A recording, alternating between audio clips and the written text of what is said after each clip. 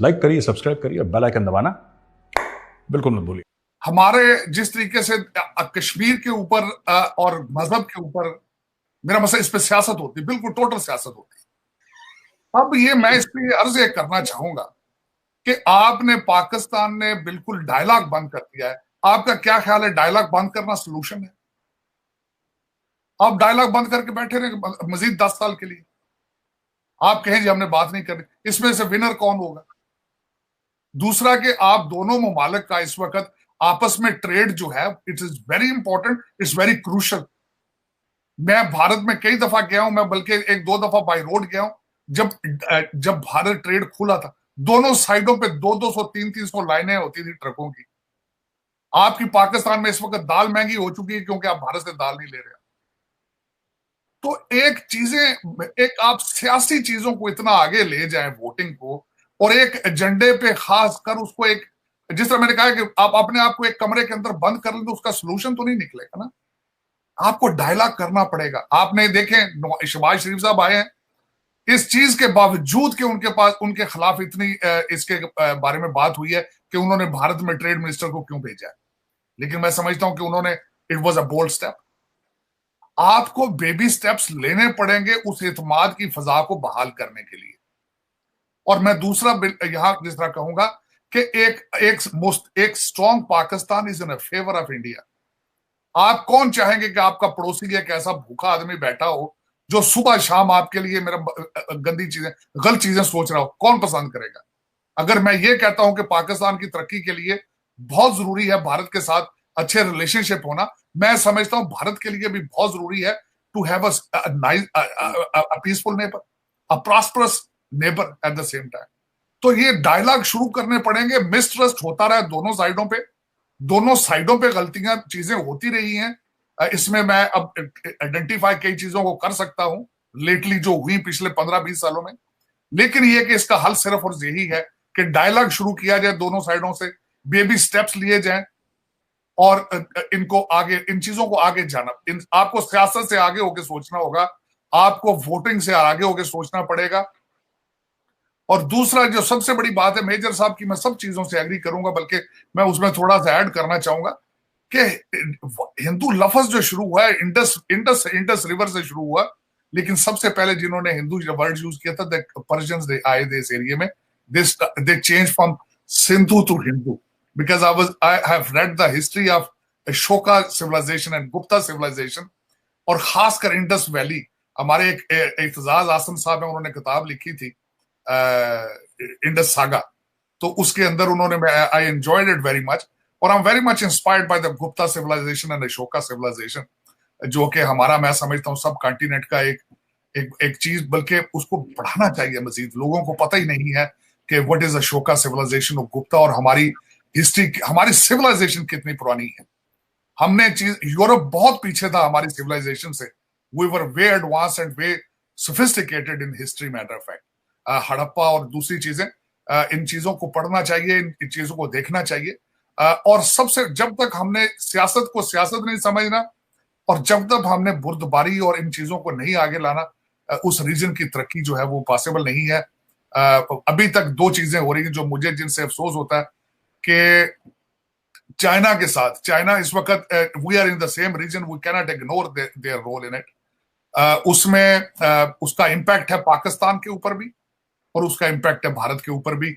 लेकिन ये कि मैं समझता हूं कि अगर दोनों countries they work on towards the peace और something, they should get out of the shadow of China. अच्छा, मैं सब यही सवाल मैं आपसे करना चाहता हूँ, और एक और फ्रेमवर्क में, और वो ये है कि फॉर इंस्टेंस इस्लामाबाद में या पाकिस्तान में ये एक तासुर है कि जब से प्राइम मिनिस्टर मोदी आए हैं तो एक एग्रेसिव अप्रोच है इंडिया के अंदर। लेट्स से वो एक दफा पाकिस्तान आए, लेकिन उसके बाद कुछ चीजें चल नहीं सकी। भारत पाकिस्तान को लेट्स से ग्लोबली आइसोलेट करना चाह रहा है, FATF में करना चाह रहा है, और जगह पे बात करता है। तो वो एक अप्रोच है जो यहाँ पे चल रही है। आप क्या समझते हैं, what should be done for the regional cooperation के लिए क्या करना चाहिए?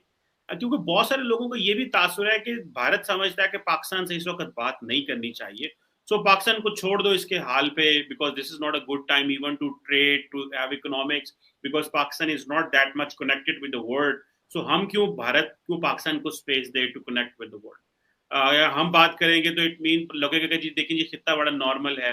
सो भारत समझता है कि this is a right time to isolate Pakistan. Bharat समझता है this is a right time कि आप पाकिस्तान को जो है ना वो एक लड़ो मत, लेकिन उनके लिए मिसाइल जो हैं उनको सोल्यूशन भी ना दो। मिसाइल अगर नहीं पैदा करें लेकिन सोल्यूशन भी ना दो, तो that is one way to create challenges for Pakistan.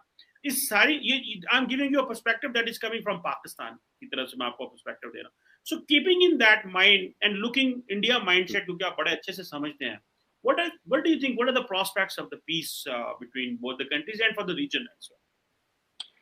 Cheema साहब, तीन बातें हैं इसमें। पहली बात तो ये चीमा साहब कि इंडिया ने पाकिस्तान को आइसोलेट नहीं करा, पाकिस्तान ने खुद को आइसोलेट करा, इंडिया ने उसका फायदा उठाया। इंडिया टुक एडवांटेज, पाकिस्तान आइसोलेटेड इटसेल्फ। बात यह है कि अगर आप सऊदी अरब से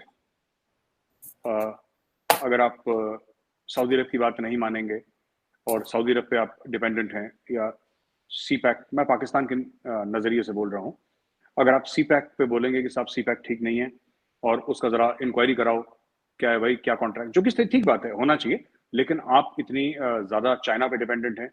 फिर आप अमेरिका को ये बोलेंगे कि जब अमेरिका ने कितना 35-38 बिलियन डॉलर, ट्रम्प साहब का एक ट्वीट भी है, बड़ा मशहूर ट्वीट, जो 1 जनवरी को उन्होंने करा था, तो लोग ये सोचते हैं कि भाई पाकिस्तान में एक ये है कि साहब, मैं आपको बताता हूँ इसमें थिंकिंग, और मैंने दोनों तरफ के लोगों से बात करके, हो सकता है कि जो ये लोग बात कर रहे हैं, जो पाकिस्तानियों ने बात करी है, that is not representative of Pakistani thinking, और जो अमेरिकन ने बात करी है, that is not representative of American thinking. ये भी हो सकता है, लेकिन पाकिस्तानियों का अक्सर ये कहना है कि अमेरिका ने हमारे साथ हर समय ट्रांजैक्शनल रिलेशनशिप रखी, और जब उनका काम खत्म हो गया तो अमेरिका हाथ झाड़ के चला गया। कई अमेरिकन हैं, और मैं फिर कह रहा हूं, मैं ये नहीं कह रहा कि रिपब्लिकन या डेमोक्रेट पार्टी का ऐसी थिंकिंग है, पर मैं कह रहा हूं कई अमेरिकन ऐसा सोचते हैं कि भाई जब हमने आपको काम बोला तो आपने बोला इतने पैसे दे दो, हमने आपको पैसे दे दिए, काम खत्म हो गया, कौन सी रिश्तेदारी, फिर कौन सी दोस्ती? यारियां पैसे से नहीं होती। फिर या तो हमारे थॉट्स मिलते हो, हमारी फिलोसफीज मिलती हो, हमारा अलाइनमेंट हो आइडियोलॉजी का, तब बात बनती है। तो जैसे कि जब फर्स्ट अफगान जिहाद की हम बात करते हैं 79 to 89 के बीच में, राइट, जिसमें पाकिस्तान कहता है कि उसकी वजह से कोकेन और हेरोइन और कालिशनिकोव का कल्चर पाकिस्तान में आया, ठीक है। उसमें एक बड़ी मशहूर किताब है द बेयर ट्रैप, वो पाकिस्तान के एक ब्रिगेडियर साहब ने लिखी है। He was I think number 3 और number 2 in the ISI at that point in time. जो भी थे वो ब्रिगेडियर साहब, he used to work directly with general Hamid Gul के साथ काम करते थे वो डायरेक्टली। उन्होंने किताब में तफसील से लिखा है, पाकिस्तानी ब्रिगेडियर साहब हैं, उन्होंने बड़ा तफसील से लिखा है कि साहब ये हुआ था, हमें इतने पैसे मिले, इतने हथियार मिले। तो अमेरिकन का भी ये सोचना है कि साहब आपने बोला ये काम के इतने पैसे लगेंगे, हमने आपको उतने पैसे दे दिए, आपने काम हमारा कर दिया, सोवियत यूनियन के टुकड़े हो गए, कहानी खत्म। अब इसमें रिश्तेदारी कहां से आ गई, राइट?